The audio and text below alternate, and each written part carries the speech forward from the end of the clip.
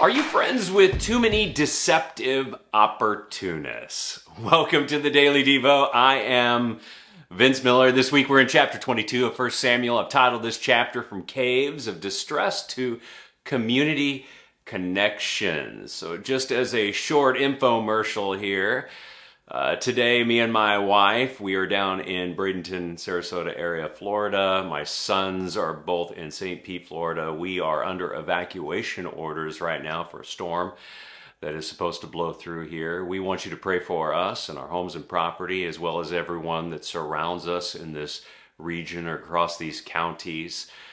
We believe that God can stop storms. He has done that in the past. We also are going to be praying against this, and if you would join us in that, we would appreciate your prayers. By the time you get this devotional, we will be well north of here.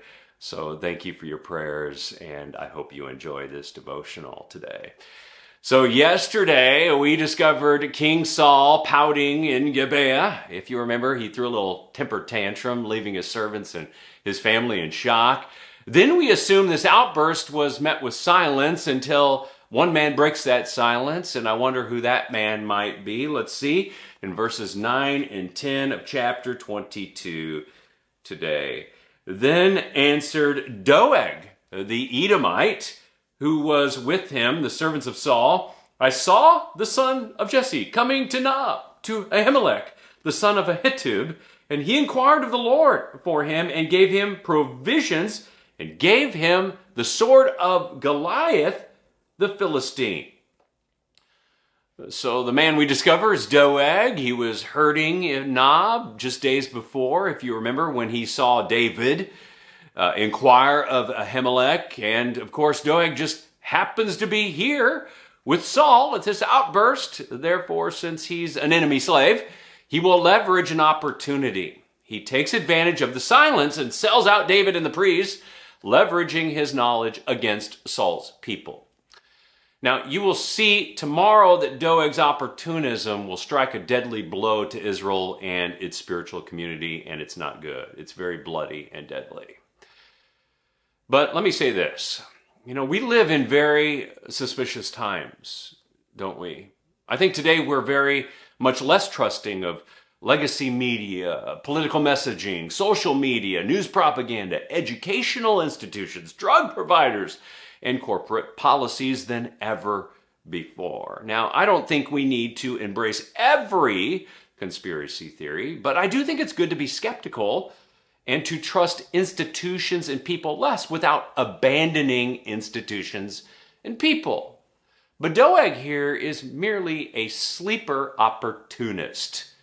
He's a foreigner who has infiltrated Israel because Saul has allowed it, and we should be skeptical of him because Doeg is a skilled herdsman who will use his skill to herd the people of Israel against one another. He intentionally retained information and saw an opportunity to sell out David for his own benefit, turning the priests against Saul and his servants.